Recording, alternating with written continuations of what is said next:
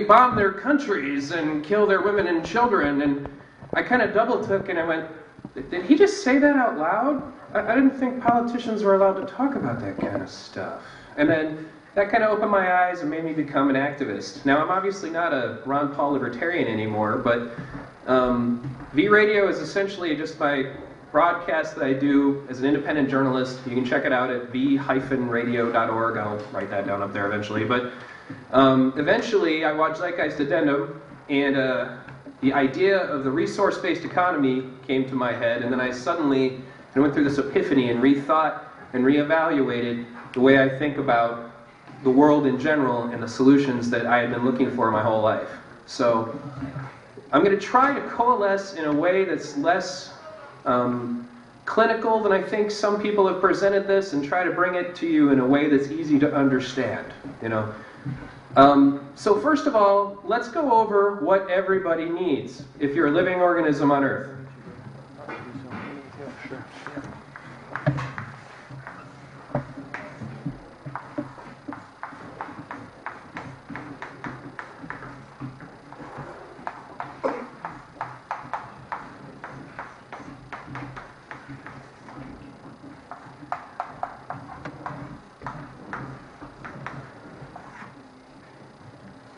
All right, one thing everybody on Earth has in common: food, water, shelter, and energy. Okay? Shelter can be a hut, or it could be something far more advanced than that, but if you don't have all of these things, you're going to die. Now, one thing that has severely changed about mankind is that there was a time when we can pretty much get most of these things together ourselves. You know, maybe in a tribe or whatever, we'll get together, we'll gather things, we'll have a small community, we'll kind of get together and make sure that we have everything we need. You know, the world was in a state where you could do that. Like, have you ever watched Little House on the Prairie? He had to go to the general store, meaning Mr. Ingalls, like maybe once a month, you know, because his wife made their clothes, they had a farm, they had everything they needed, really. But every now and then they'd go and they'd get some tools or something like that. Okay, now we live in a society where everybody lives out of the store. It's like, well, yeah, I know where chicken comes from. It comes from the supermarket. You know, they have no idea how to actually get their own food. They have no idea how to build their own shelter. They have no idea how to get their own water. Water comes out of a faucet. Okay? Now, to us, we're thinking we're living high on the hog, and that's this really advanced state of being. The problem is that it's all plugged into money.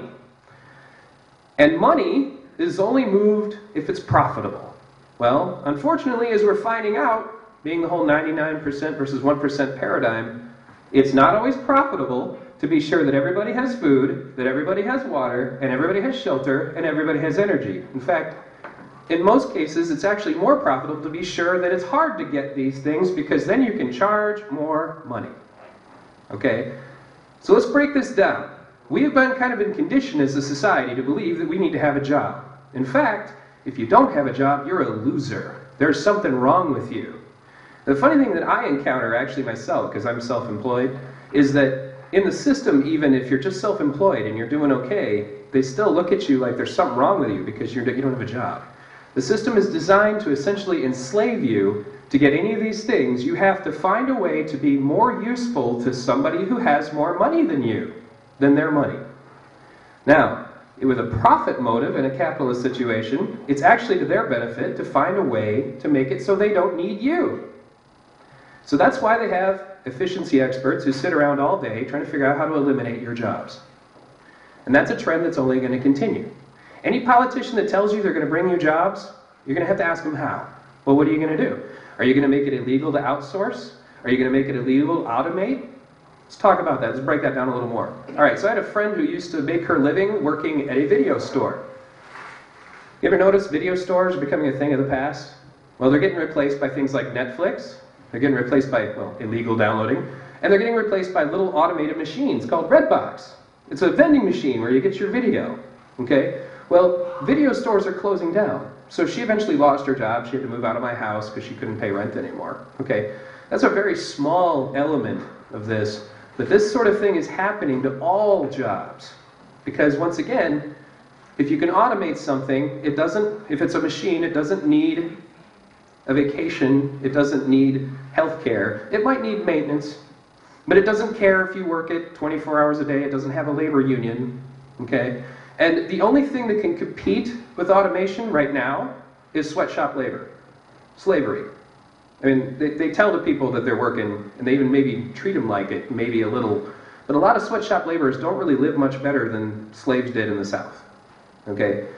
So, given that, the system is finding ways to try to not need us. And that means that we have to have our own solutions.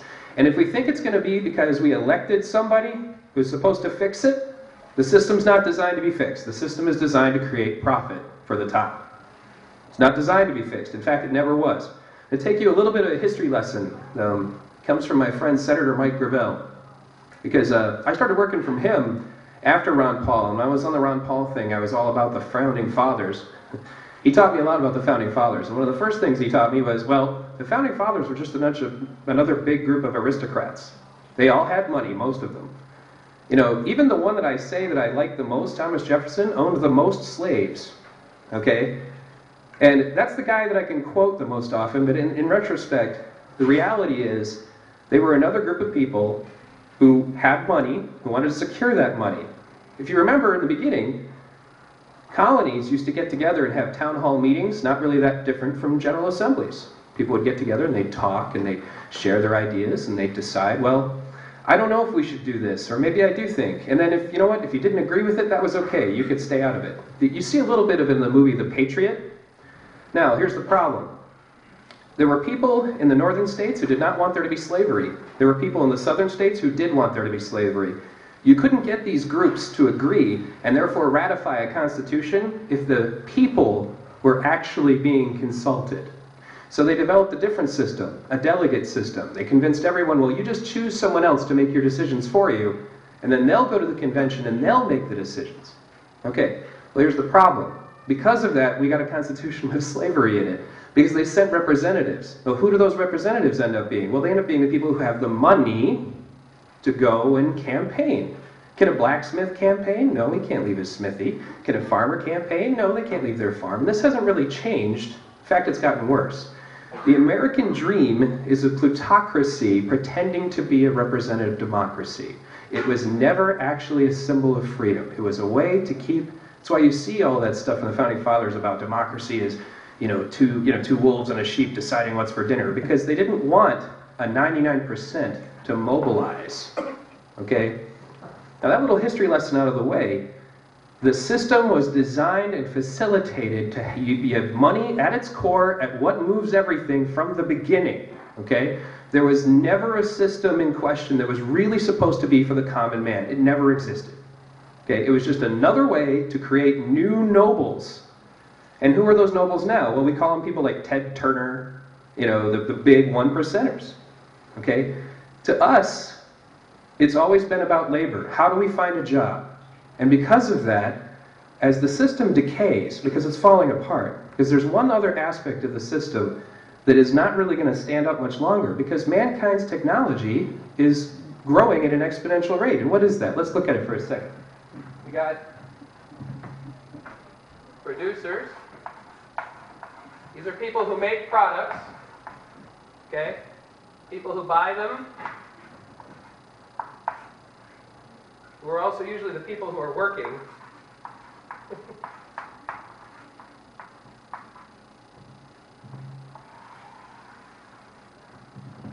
I'm not using the same terms Peter Joseph did, but it's called cyclical consumption. This is how it works. You work to make products. The guy on top, the one percenter, is getting all the money for those products. And in theory, you're supposed to spend your wages buying those products. Okay? When the worker gets pulled out of that, what you have is what we have here in Michigan, which is that, for example, we automate the auto industry, largely, or we outsource it to countries where people are willing to work for slave labor wages. Okay? Well, what happens because of that is everybody is out of a job, nobody has any money to buy the products. This is a downward spiral that eventually ends with nothing. Nobody has anything. Okay? That's where we're heading towards now. You can almost see it right now in Michigan, because what ends up happening is the service sector, that is what's left. And you get all these GM workers and stuff that are out of work. Well, they have to go find a job selling stuff. Well, the only problem is that nobody's hiring because nobody's buying anything. So in the end, the house of cards falls, and the people at the top, well, they've still got their money, so they don't really care what happens to us. So the Venus Project, which is what most of the Zeitgeist movement is kind of founded on, about a guy named Jacques Fresco. He's now 96 years old. He grew up during the Great Depression, and he saw a world that's not very different than the one we're in now. In fact, in some cases worse, in some cases now it's a little better, but he was looking at homeless people next to empty houses. Does that sound familiar? He was looking at unemployed people next to factories that have been closed down.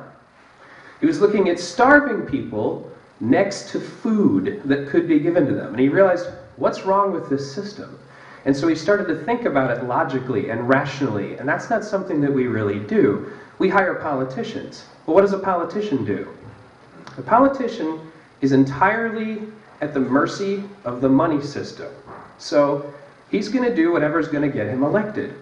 When that was really about us voting, that was different. But now we're in a situation where it's about who can give the biggest campaign donations. Well, who gives the biggest campaign donations? The 1%. So what do we get? We get people who represent the 1%. Because the average voter is not educated enough to recognize. And I did a whole show about that you guys can listen to. It's called On the Subject of Sheeple. On the subject of sheeple, I played 2 recordings. One of which was about people talking about Sarah Palin, and the other one was about people just talking about candidates in general. And they said to them, would you like Sarah Palin to be president? And they said, oh yeah, absolutely, I'd love Sarah Palin to be president. You know why they would like that? Is because the media spent a lot of money pushing Sarah Palin's image. But then you ask them questions like, what do you think of her domestic policy? And they just kind of go, well, I can't think of any right now. You know, well, what do you think of her foreign policy? Well, I'm sure she had to have dealt with border issues from being the governor of Alaska, which is next to Russia. You know, and these are supposedly fully educated adult human beings, okay? How does it get like that? Well, one more piece of history we'll be talking about is how we got to where we're at, is that it's a term called social engineering. They went to a man named Edward Bernays. Edward Bernays was Sigmund Freud's nephew, and they asked him, how do we arrange the culture to make people believe that their consumption of goods is their freedom? How do we do that? And well, so they talked to the sociologist, and they managed to see, he's like, well, what you need to do is, put together these imageries and kind of set up the culture in this way, and when you were finished, you have people who are like, I am a successful person, I'm a good person, and I'm a valued person because I have 2.5 kids and a gas guzzler car and a white picket fence, and if I don't have these things, or if I'm someone who doesn't have these things, I am clearly not a good person. I am a failure as a person, okay? There's hundreds more different things you can look into in this, and that's why I'm going to suggest that if you want to, go to my website, and I have a huge list of documentaries you can watch about this stuff. But it also starts at the very root of our childhood. Okay, we spend a lot of time on this, actually. There's another documentary called Consuming Kids, where they expose that they're literally putting, I'm not making this up, devices on kids' heads to watch their brain reactions to specific colors, to sounds, to whatever it is that's being used to try to figure out, well, what causes children to have the joyful reaction? And then when they're finished, you have children who want specific brands, and then they start nagging their parents. And I've seen this reaction because I don't let my children watch commercials.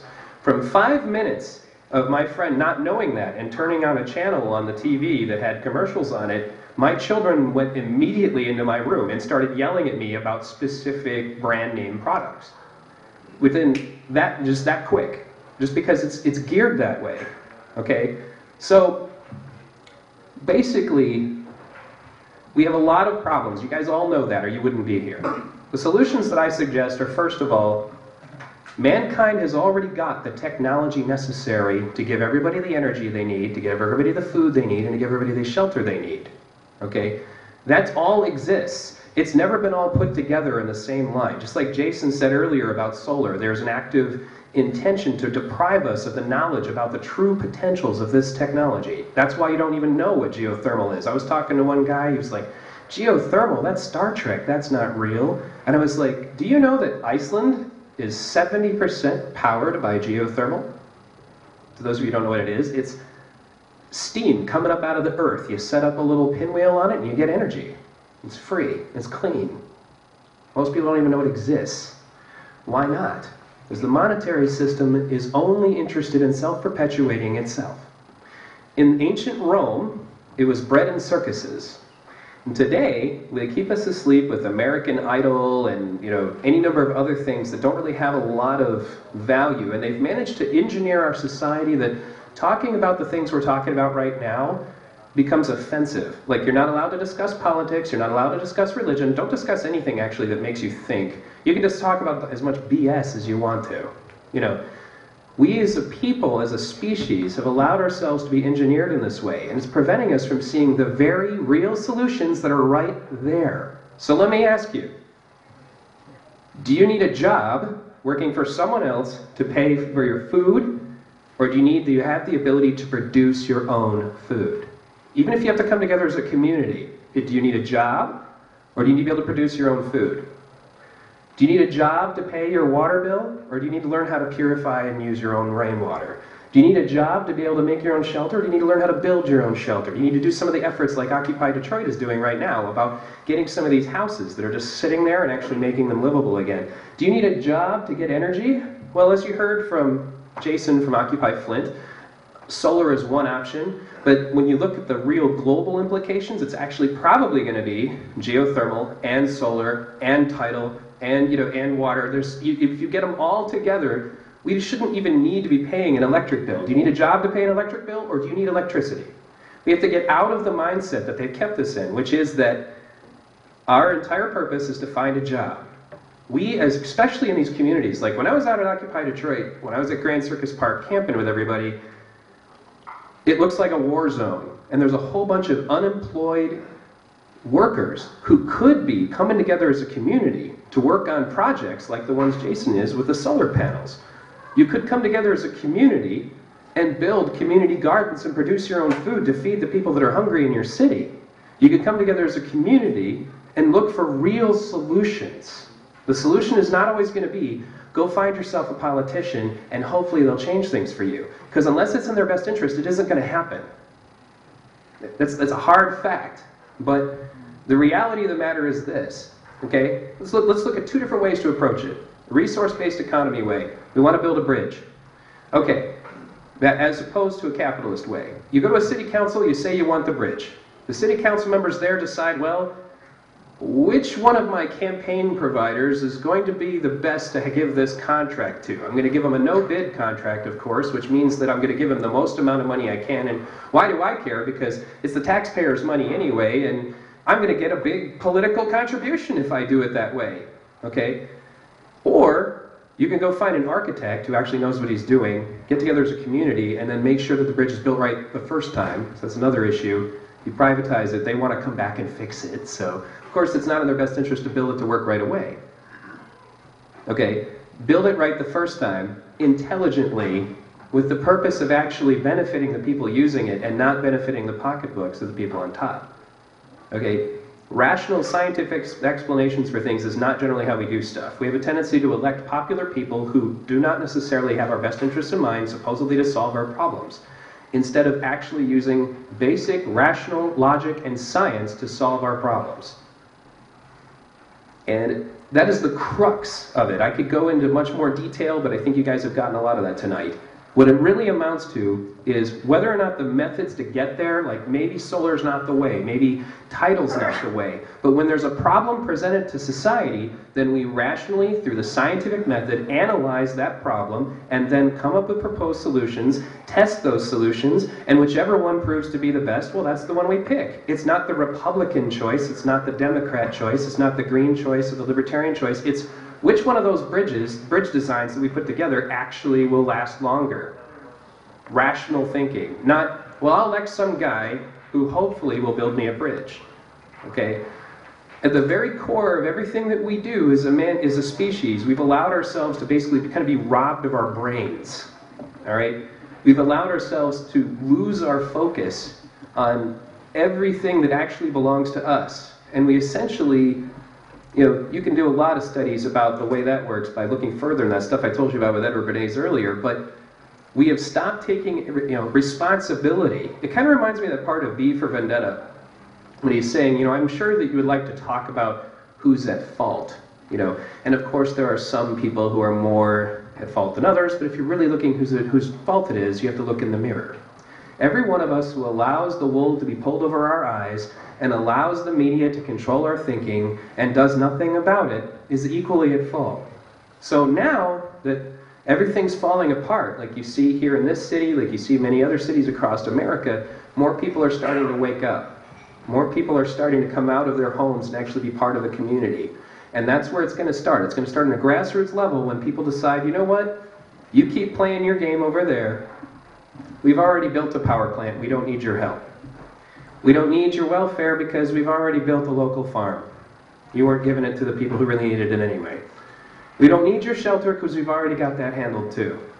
Don't try to change the system, and although I'm not going to say, give up on that, just rebuild it for yourselves. That's where we're at. Trying to fix this thing that was designed from the beginning to keep the people who with the most money on top, it's like trying to fix a car that has no battery in it.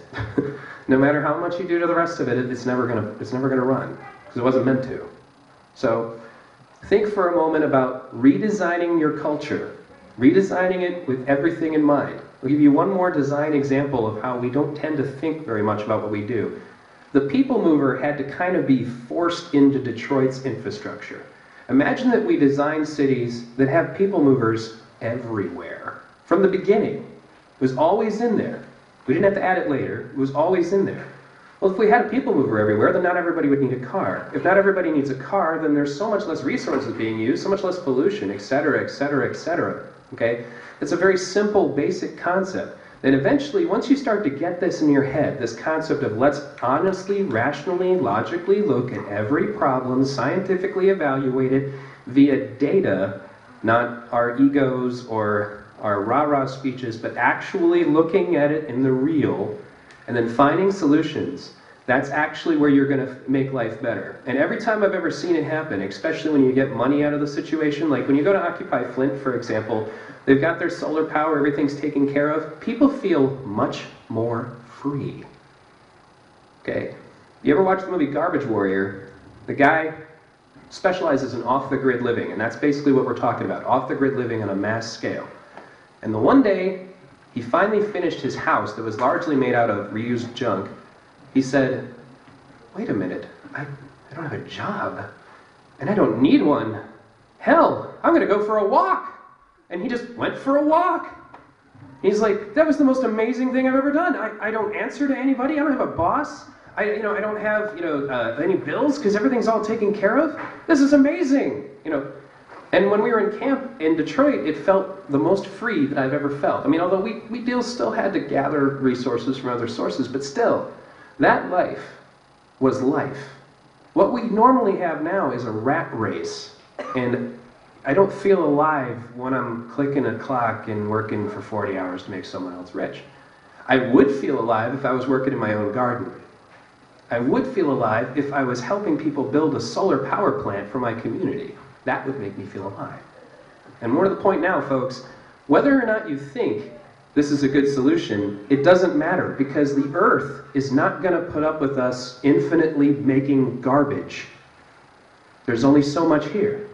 Eventually, we're going to run out. So we can either keep doing what we're doing and eventually, die, or we can intelligently look at what we have and build an infrastructure around that. And even if the methods and the suggestions we've given earlier are not what ends up being there, it's the methodology, it's the way you approach life, the rational thinking, the rational approach to finding a solution to every problem that we have using the scientific method. Because also, the scientific method doesn't mind being proven wrong. If you find something else that's a better solution, then you just change it. You don't get caught up in, well, damn, if I admit I was wrong about that, I'm definitely going to lose the next election. So then we just stifle. Mankind gets stuck in, ego and all that, when we really should just be looking at things rationally and coming up with real solutions. So, thank you very much.